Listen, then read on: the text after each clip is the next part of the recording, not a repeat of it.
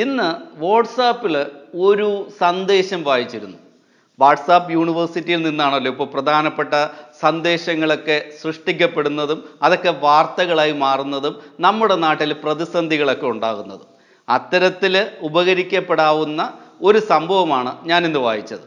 അതിൽ പറഞ്ഞിരിക്കുന്ന കാര്യം എന്താണെന്ന് വെച്ചാൽ, നമ്മുടെ നാട്ടിലെ യുവാക്കളെല്ലാം എന്ന് പറഞ്ഞാൽ പഠിച്ചുകൊണ്ടിരിക്കുന്ന കുട്ടികൾ മുഴുവൻ ബഹുഭൂരിപക്ഷവും നമ്മുടെ നാട് വിട്ട് യൂറോപ്യൻ രാജ്യങ്ങളിലേക്കും അമേരിക്കൻ ഐക്യനാടുകളിലും ഒക്കെ പഠനത്തിനായി പോവുകയും അവിടെയൊക്കെ കുടിയേറാൻ ശ്രമിക്കുകയും ചെയ്തുകൊണ്ടിരിക്കുകയാണ്. ഇങ്ങനെ പോവുകയാണെങ്കിൽ കുറച്ച് നാൾ കഴിയുമ്പോൾ നമ്മുടെ നാട്ടിൽ ചെറുപ്പക്കാരായിട്ടുള്ള ആൾക്കാരൊന്നും ഉണ്ടായിരിക്കില്ല. ഇവർ മുഴുവൻ നല്ല ജീവിതം പ്രതീക്ഷിച്ച് വിദേശ രാജ്യങ്ങളിലേക്ക് കുടിയേറിയിട്ടുണ്ടാകും എന്നുള്ളതാണ് ഈ സന്ദേശത്തിൻ്റെ ഒരു പൂർണ്ണ രൂപം. ഈ സന്ദേശമൊക്കെ ഇങ്ങനെ വായിച്ചുകൊണ്ടിരിക്കുമ്പോഴാണ് മറ്റൊരു ഡയലോഗ് എൻ്റെ ശ്രദ്ധയിൽപ്പെട്ടത്. ഈ സന്ദേശത്തിൻ്റെ ചുവട് പിടിച്ചിട്ട് ഒരാൾ പറഞ്ഞൊരു മറുപടിയാണ്. അയാൾ പറഞ്ഞ മറുപടി എന്ന് പറഞ്ഞാൽ, പല വിദേശ രാജ്യങ്ങളുമൊക്കെ വിദ്യാഭ്യാസം സൗജന്യമായിട്ട് കൊടുക്കുന്നുണ്ട്. ഒരു രാജ്യത്തിലാണെങ്കിൽ ഉന്നത വിദ്യാഭ്യാസം എല്ലാ പേർക്കും സൗജന്യമാണ്. ഏത് രാജ്യത്തുനിന്ന് അവിടെ പഠിക്കാൻ ചെന്നാലും, അവിടെ അഡ്മിഷൻ കിട്ടിയിട്ട് അവിടെ പഠിക്കാൻ ചെന്നാൽ ഉന്നത വിദ്യാഭ്യാസം അവിടെ ചെല്ലുന്നവർക്ക് മുഴുവൻ ഫ്രീ ആണ്. അപ്പോൾ എങ്ങനെയാണ് ഈ കുട്ടികളൊക്കെ ഇവിടെ നിന്ന് പോകാത്തത് എന്നൊരു ചോദ്യം ചോദിച്ചു. അപ്പോൾ ഞാൻ പെട്ടെന്ന് കൺഫ്യൂഷനായി. മുഴുവൻ ആൾക്കാർക്കും, ചെല്ലുന്ന എല്ലാ രാജ്യക്കാർക്കും ഉന്നത വിദ്യാഭ്യാസം സൗജന്യമായിട്ട് കൊടുക്കുന്നൊരു രാജ്യമോ? എങ്കിൽ പിന്നെ അറിയണമല്ലോ. നമുക്കറിയാലോ, നമ്മുടെ നാട്ടിൽ ഇപ്പോൾ ഒരു സാധാരണ ആർട്സ് ആൻഡ് സയൻസ് കോളേജിൽ ഡിഗ്രിക്ക് ചേരണമെങ്കിൽ പോലും ലക്ഷക്കണക്കിന് രൂപയാണ് അത്രേ ഇപ്പോൾ മാനേജ്മെൻറ്റ് സീറ്റിലേക്ക് വാങ്ങി തുടങ്ങിയിരിക്കുന്നത്. വളരെ മോശപ്പെട്ടൊരവസ്ഥയിലേക്ക് വിദ്യാഭ്യാസ രംഗം തകർന്ന് തവിട്ട് പൊടിയായിക്കൊണ്ടിരിക്കുന്ന ഒരു സാഹചര്യം നമ്മുടെ നാട്ടിലുള്ളപ്പോൾ, ലോകത്ത് ഒരു രാജ്യം അവിടെ പഠിക്കാൻ ചെല്ലുന്ന മുഴുവൻ പേർക്കും, അഡ്മിഷൻ കിട്ടുന്ന മുഴുവൻ പേർക്കും ഉന്നത വിദ്യാഭ്യാസം സൗജന്യമായി കൊടുക്കുകയാണെങ്കിൽ അവരെ ഒന്ന് കണ്ടിരിക്കണമല്ലോ എന്ന് വിചാരിച്ച് ഞാനൊരു അന്വേഷണം നടത്തി. ആ അന്വേഷണം നടത്തിയപ്പോൾ കണ്ടെത്തിയ രാജ്യമാണ് നോർവേ. കള്ളവുമില്ല, ചതിയുമില്ല, എള്ളോളമില്ല, പൊളിവചനം എന്ന് നമ്മൾ കേരളത്തെക്കുറിച്ച് പണ്ട് മഹാബലി ഭരിച്ചിരുന്നപ്പോൾ ഉള്ള കേരളത്തെക്കുറിച്ച് പറയാറുണ്ട്. ഇന്ന് ഏകദേശം അങ്ങനെയൊക്കെ പറയാവുന്ന ഒരു സ്ഥലമാണ് ഈ നോർവേ എന്ന് പറയുന്നത്. അവിടെ ഒരുപാട് അക്രമ സംഭവങ്ങളൊന്നും നടക്കാറില്ല, വലിയ അക്രമികളൊന്നുമില്ല. അത് കാരണം തന്നെ ആ രാജ്യത്തെ ജനങ്ങളൊക്കെ വളരെ സന്തോഷകരമായിട്ട് ജീവിക്കുന്ന ആൾക്കാരാണ്. ലോകത്തിൻ്റെ ഹാപ്പിനെസ് ഇൻഡെക്സിൽ ഇപ്പോൾ 8ാം സ്ഥാനത്താണ് നോർവേയുടെ സ്ഥാനമുള്ളത്.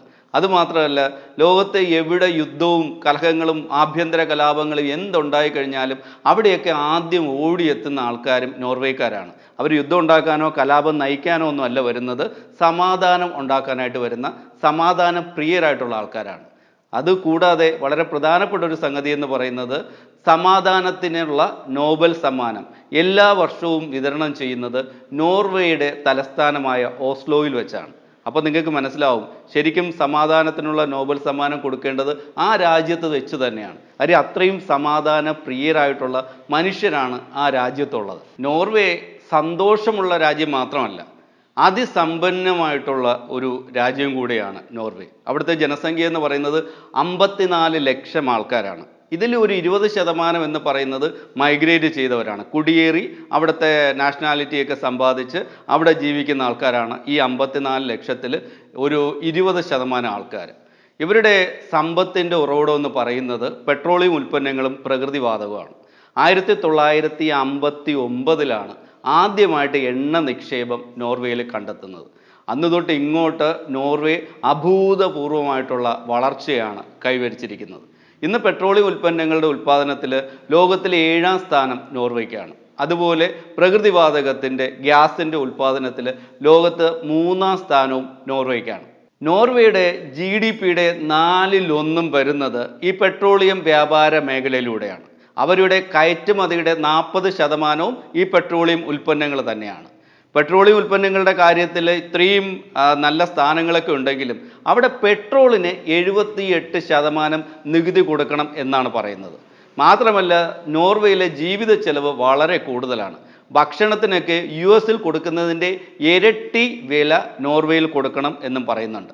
പിന്നെ ആൾക്കാരൊക്കെ ശരിക്കും സമ്പന്നരായിരിക്കുകയും രാജ്യം വളരെ സമ്പന്നമായ രാജ്യമായിരിക്കുകയും ജനങ്ങൾക്ക് അതിനനുസരിച്ചുള്ള വരുമാനവും ഒക്കെ ഉണ്ടെങ്കിൽ എത്ര ജീവിത ചെലവ് കൂടിയാലും അവരിതൊന്നും കാര്യമാക്കില്ല എന്നതാണ് ഒരു പ്രധാനപ്പെട്ട വസ്തുത. പിന്നെ നോർവേയെ സംബന്ധിച്ച് അവരുടെ സാമ്പത്തിക കരുതൽ ശേഖരം ഈ രാജ്യത്ത് ഈ ലോകത്തുള്ളതിൽ ഏറ്റവും വലുതാണ് എന്നാണ് കണക്കുകൾ സൂചിപ്പിക്കുന്നത്. നമുക്കറിയാം എണ്ണ ഉൽപ്പാദക രാജ്യങ്ങളൊക്കെ വലിയ വികസിതമായിട്ടുള്ള സാഹചര്യങ്ങളിൽ ജീവിക്കുന്ന രാജ്യങ്ങളാണ്. ആ രാജ്യങ്ങളൊക്കെ സാധാരണ ചെയ്യുന്നത് അവരുടെ രാജ്യത്ത് ഉണ്ടാക്കുന്ന എണ്ണ വിറ്റ് കിട്ടുന്ന കാശിൽ ഭൂരിഭാഗവും ആ രാജ്യത്തിൻ്റെ വികസന പ്രവർത്തനങ്ങൾക്ക് വേണ്ടിയിട്ട് വിനിയോഗിക്കുകയാണ് ചെയ്യുന്നത്. നമ്മൾ സാമ്പത്തിക ശാസ്ത്രം വിദഗ്ധരൊക്കെ പറയുന്നത് നമ്മൾ സമ്പാദിക്കുന്ന കാശിൻ്റെ ഭൂരിഭാഗവും നമ്മൾ നാളത്തേക്ക് വേണ്ടിയിട്ട് കരുതി വെക്കുകയും ബാക്കിയുള്ള കാശ് ചിലവാക്കി ജീവിക്കുകയും വേണമെന്നാണ്. ശരിക്കും എണ്ണ ഉൽപ്പാദിപ്പിക്കുന്ന മറ്റ് രാജ്യങ്ങളൊക്കെ ഈ പോളിസി അല്ല പിന്തുടരുന്നത്. അവർക്ക് വന്നു ചേരുന്ന കാശ് വെച്ച് ആ രാജ്യത്ത് പരമാവധി ആഡംബരങ്ങളും കാര്യങ്ങളൊക്കെ ഉണ്ടാക്കിയിട്ട് രാജ്യം വലിയ രീതിയിൽ വികസിപ്പിക്കുകയാണ് ചെയ്യുന്നത്. എന്നാൽ നോർവേ ചെയ്യുന്ന കാര്യം അങ്ങനെയല്ല. അവരുടെ വരുമാനത്തിൻ്റെ കൂടിയ ഭാഗവും ഒരു വലിയൊരു നിക്ഷേപമാക്കി അവർ മാറ്റിയിരിക്കുകയാണ്. ലോകത്ത് തന്നെ 9000 വലിയ കമ്പനികളിൽ നോർവേക്ക് നിക്ഷേപമുണ്ട്. ലോകത്തെ മിക്കവാറും എല്ലാ രാജ്യങ്ങളുടെയും സ്റ്റോക്ക് മാർക്കറ്റുകളിലും നോർവേക്ക് വലിയ നിക്ഷേപമുണ്ട്. ഇതൊക്കെ കൂട്ടിക്കഴിഞ്ഞാൽ ലോകത്തെ ഏറ്റവും കൂടുതൽ നിക്ഷേപം സ്വന്തമായിട്ടുള്ളൊരു രാജ്യമാണ് നോർവേ എന്നാണ് കണക്കുകളിൽ പറയുന്നത്. ഇതിൻ്റെ ഒരു ഏറ്റവും ചുരുങ്ങിയ രൂപത്തിൽ പറയുകയാണെങ്കിൽ നോർവേയിലെ ഓരോ പൗരനും $2.5 ലക്ഷം വീതം നീക്കിയിരിപ്പുണ്ട് എന്നുള്ളതാണ് ഇതിൻ്റെ ഒരു കണക്കിൻ്റെ ചെറിയ രീതിയിലുള്ള ഉദാഹരിക്കൽ. പെട്രോളിയം ഉൽപ്പന്നങ്ങളുടെ കച്ചവടത്തിലൂടെയൊക്കെ ഇത്രയും കാശൊക്കെ ഉണ്ടാക്കിയിട്ടുള്ളതാണെങ്കിലും അവർ പെട്രോളിയം ഉപഭോഗത്തിൻ്റെ കാര്യത്തിൽ വളരെ നിയന്ത്രണം അവരുടെ രാജ്യത്ത് വെച്ചിട്ടുണ്ട്. അതുകൊണ്ടാണ് പെട്രോളിനൊക്കെ 78% നികുതി അവർ ഈടാക്കുന്നത്. അതുകൊണ്ട് തന്നെ ഇന്ന് ലോകത്തിൽ ഏറ്റവും കൂടുതൽ ഇലക്ട്രിക് കാറുകൾ ഉപയോഗിക്കുന്ന രാജ്യമായിട്ട് നോർവേ മാറിയിട്ടുണ്ട്. 5 ലക്ഷം ഇലക്ട്രിക് കാറുകൾ നിലവിൽ നോർവേയിൽ ഉണ്ട് എന്നാണ് പറയുന്നത്. നോർവേയിൽ ഇലക്ട്രിക് കാറുകൾ ഉപയോഗിക്കുന്ന ആൾക്കാർക്ക് എല്ലാ പാർക്കിങ്ങുകളും സൗജന്യമാണ്. ബാക്കി എല്ലാവരും പോയി കാശ് കൊടുത്ത് പാർക്ക് ചെയ്യുമ്പോൾ ഇലക്ട്രിക് കാറുമായിട്ട് ഓടിച്ചു വരുന്ന ആൾ വണ്ടി ഇവിടെ കൊണ്ടിരുന്നു, പാർക്ക് ചെയ്യുന്നു, കൂളായിട്ട് ഇറങ്ങിപ്പോകുന്നു. ആ കാറിന് വാടക കൊടുക്കണ്ട. മാത്രമല്ല ഇലക്ട്രിക്കൽ വാഹനങ്ങൾ വാങ്ങുന്നവർക്ക് ഒരുപാട് ഡിസ്കൗണ്ടുകളും നോർവേയിലെ സർക്കാർ ഓഫർ ചെയ്യുന്നുണ്ട്. നോർവേയിലെ ഇലക്ട്രിസിറ്റിയുടെ ഒരു 98% അവർ ജലവൈദ്യുത പദ്ധതികളെ ആശ്രയിച്ചാണ് മുന്നോട്ട് പോകുന്നത്. ഇപ്പോൾ അവർ പുതിയ ഇലക്ട്രിക്കൽ എനർജി ഉൽപ്പാദന സംവിധാനങ്ങളിലേക്ക് തിരിഞ്ഞിട്ടുണ്ട്. ഏറ്റവും കൂടുതൽ കാറ്റാടി യന്ത്രങ്ങൾ സ്ഥാപിച്ചിട്ട് ഇലക്ട്രിസിറ്റി ഉൽപ്പാദിപ്പിക്കുന്ന പരിപാടി അവർ തുടങ്ങിയിട്ടുണ്ട്.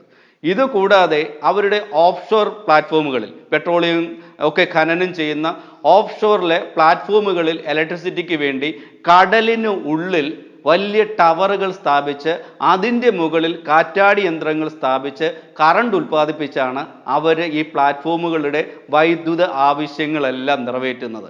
ഇത് ആദ്യമായി സ്ഥാപിച്ചപ്പോൾ ലോകം മുഴുവൻ വളരെ ശ്രദ്ധയോടെ കണ്ട, അത്ഭുതത്തോടെ നോക്കിക്കണ്ട ഒരു പരിപാടിയാണ്.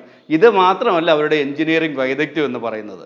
കടലിനടിയിലെ ഏറ്റവും താഴത്തിൽ റോഡുകൾ തുരങ്ക പാത ഉണ്ടാക്കി 2 ഐലൻഡുകളെ പരസ്പരം ബന്ധിപ്പിച്ച ക്രെഡിറ്റും നോർവേക്കുള്ളതാണ്.